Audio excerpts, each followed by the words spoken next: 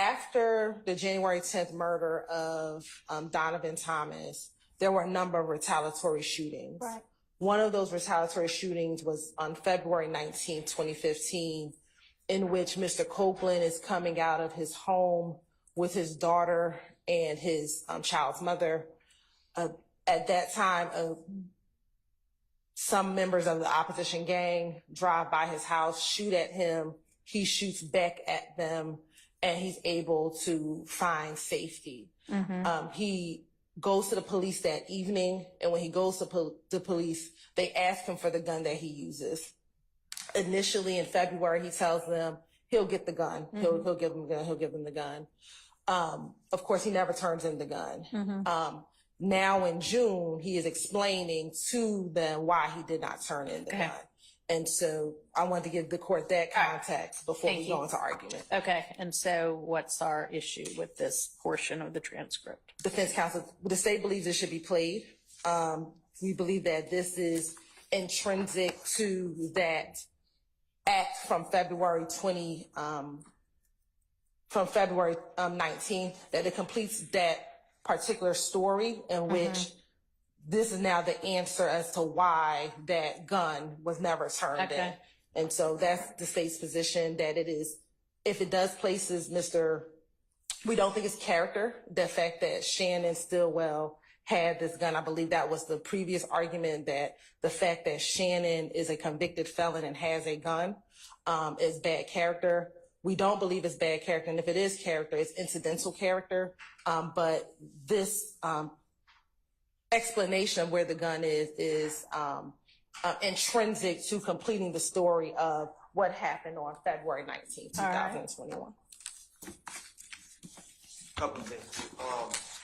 To the extent that the shooting on February 19, 2015, where individuals shot at Kenneth Copeland, the story, the full context, individuals allegedly drive up, shoot at Kenneth Copeland while he's holding his baby, and he's with the mother of his child.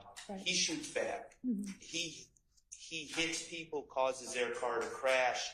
They're charged with this crime. Mr. Copeland's brought into the police station immediately and is questioned about things. He's never charged. Number one, if I concede that the incident itself is relevant to this case, the back and forth, that's fine. I'm willing to do that for the purposes argument. But I don't know what happened to, it's unclear to me what happened to Kenneth Copeland's gun or the gun that Kenneth Copeland fired.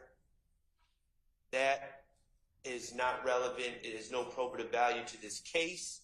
My client, the fact that he is to be in possession of a gun, he's not charged for that. It's not listed as an overt act. It does place his character at issue.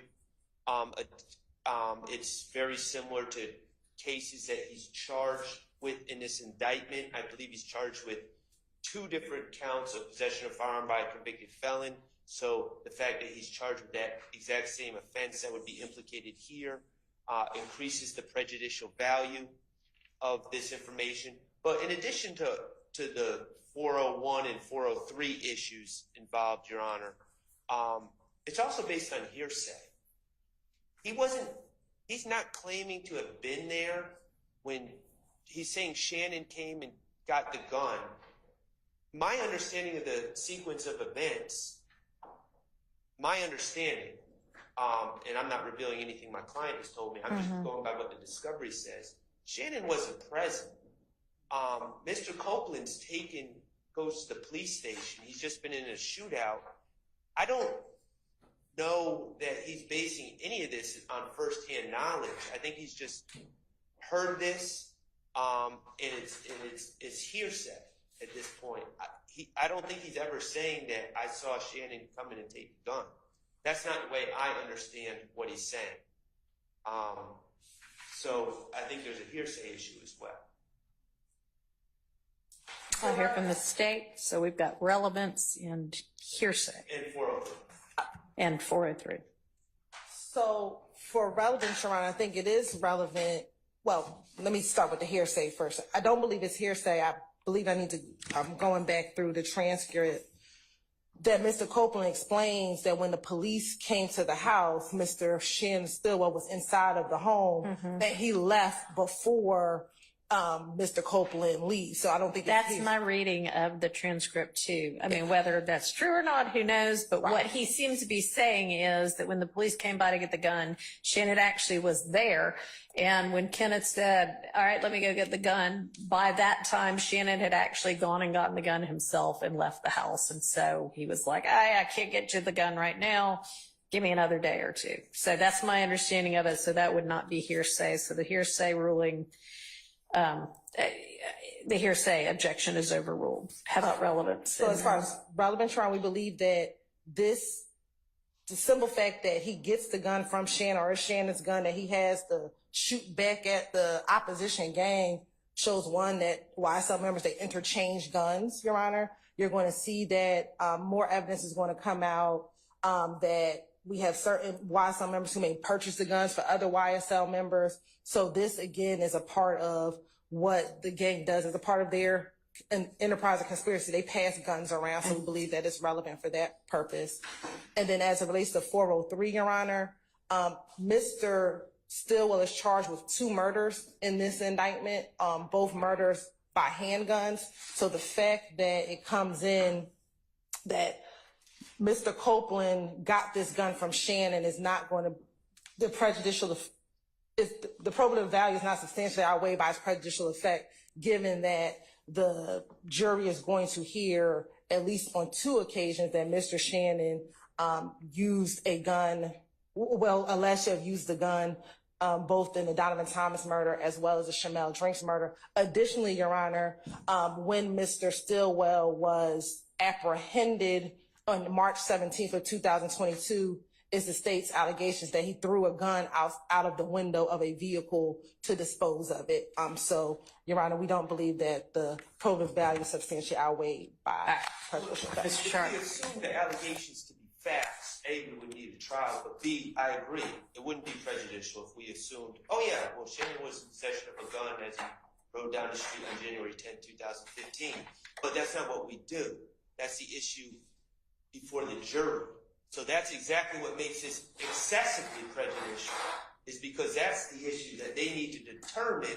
And this story, which really adds nothing to the state's case, the idea, it's evidence of passing guns around. I mean, they're going to have direct evidence of Quindarius Zachary saying he's a straw purchaser of guns at Arrowhead Pawn. So they don't need that. And gives it to, and has distributed them to people in this courtroom or in this case. But that's exactly what's so prejudicial about this, is they're bringing in propensity evidence that is going to be prejudicial to the issues at hand, which is whether Mr. Stillwell was in possession of a gun and shooting at Donovan Thomas, whether Mr. Stillwell was in possession of a gun and shooting at Shamel Drinks. I submit to you, Your Honor, if Mr. Stillwell was charged with stabbing individuals, this would be less prejudicial. All right, so you're now making a 404B objection also? Well, it's 404B, but it dovetails into 403 as well. It's just the okay, because it really can't be 404B if it's intrinsic. And you just said you agree it's intrinsic. Well, no, I agree that the shooting itself, the shooting involving Kenneth Copeland, it seems they've argued it's intrinsic, and I don't think that my argument one way or another really makes a difference, but there's a separate incident, which is Shannon's possession of the gun. I don't believe that that's intrinsic. Okay. All right, thank you. I find this evidence to be relevant and its probativity not substantially outweighed by the danger of unfair prejudice, so I'm going to permit that. What's our next section?